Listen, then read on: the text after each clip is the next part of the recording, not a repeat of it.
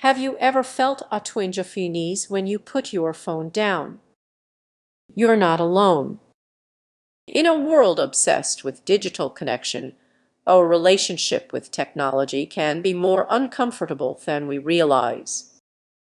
Many of us are constantly seeking self-improvement, but what if I told you that your smartphone, which feels like a lifeline, might actually be holding you back? You could spend hours scrolling through social media or binge watching shows, believing you're finding inspiration or relaxation. But it's a trap, and most of us don't even notice we've fallen into it. You might wonder, what's the harm in a little distraction?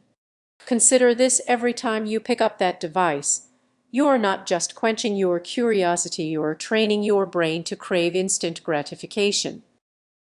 This cycle can lead to a deeper sense of dissatisfaction, a nagging feeling that something is missing. It's not just about distraction, it's about what that distraction prevents you from discovering about yourself. Imagine sitting down to meditate, but your mind races with thoughts about notifications and unanswered messages. Instead of finding peace, you feel stressed. Each ping pulls you further from the moment, making self-reflection feel like a chore. The irony: you're trying to improve, yet technology pulls you away from your true self. Think about how often you reach for your phone when boredom or anxiety strikes. It's almost instinctive. But every time you do, you miss the chance to confront those feelings directly. You could be journaling, reflecting, or connecting with your thoughts, but instead, you numb yourself with a screen. When you start a digital detox, it might feel refreshing at first. But soon, discomfort can creep in as you grapple with thoughts you've been avoiding. What do you do with all that silence? That's where the real work begins. It's not just about disconnecting, it's about reconnecting with yourself. Here's the catch: if you ignore those signals, you risk stunting your growth. That discomfort could push you right back to your phone, back to the very thing you're trying to escape. It's a tough cycle to break. You are on the brink of self-discovery, but distractions keep pulling you back. So what can you do? Instead of scrolling endlessly, try setting aside some quiet time each day to breathe and think. It sounds simple, but it's truly profound. Allow yourself to feel that discomfort and explore it. You might uncover truths about yourself buried under layers of digital noise. As we wrap up, consider this: your journey of self-improvement is uniquely yours. The path may be rocky, filled with distractions and signals that are easy to ignore. But if you dare to face the uncomfortable truths about your digital habits, you might discover that true growth lies in the spaces between notifications. So, what will you choose? Will you let the noise drown you out, or will you step back and listen to the silence? It's time to reflect. Your journey of self-improvement is waiting. Have you ever noticed that stepping away from your phone can actually increase your stress? It's a surprising reality. Unplugging from technology might slow down your self-improvement journey instead of enhancing it.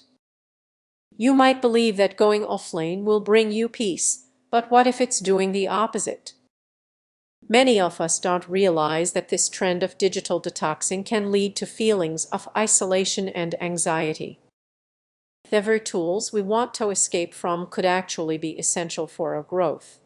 Imagine this: you decided to take a week off social media, hoping for clarity. Instead of feeling liberated, you find yourself restless, checking your phone out of habit.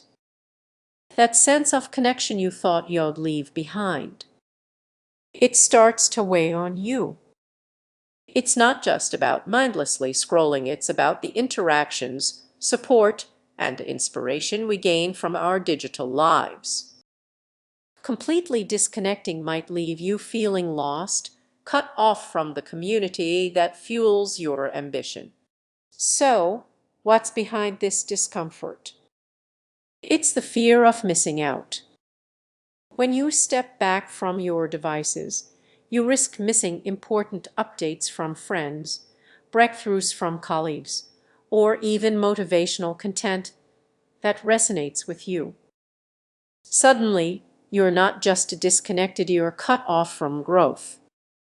Picture facing a creative slump and deciding to take a break from your devices, thinking it will spark inspiration. Days pass, and instead of new ideas, you are met with silence. That's the tension building. You wanted space, but you are left feeling empty. Here's the twist: it's not about going cold turkey. It's about engaging mindfully. Instead of a complete digital detox, consider curating your online experience. Focus on content that uplifts you and connect with communities that inspire you to grow. This isn't about mindlessly embracing technology, it's about redefining how you interact with it. Can you imagine harnessing the power of your devices while still feeling grounded? As you reflect on your habits, ask yourself, are you truly connecting or just scrolling? The uncomfortable truth is that navigating our digital lives mindfully could be the real path to self-improvement. So, what will you choose? A complete disconnect or a thoughtful embrace of the digital world? Your journey awaits, and finding that balance might just lead you to your best self. Here's the improved version of your script chunk. In a world driven by technology and innovation, you might find yourself falling behind. Think of a musician who's been silent for too long, they lose their height. You may believe you're nurturing creativity by disconnecting, but in reality, you could be losing touch with the trends that fuel your passion. Before you dismiss this as just another tale of tech anxiety, consider how often you've found inspiration from your favorite creators online. They share insights, experiences, and advice that resonate with you. By stepping away, you might be letting valuable opportunities for growth slip through your fingers. Feeling the tension? Here's the key point: digital mindfulness isn't about giving up screens, it's about mastering them. It's about finding that balance where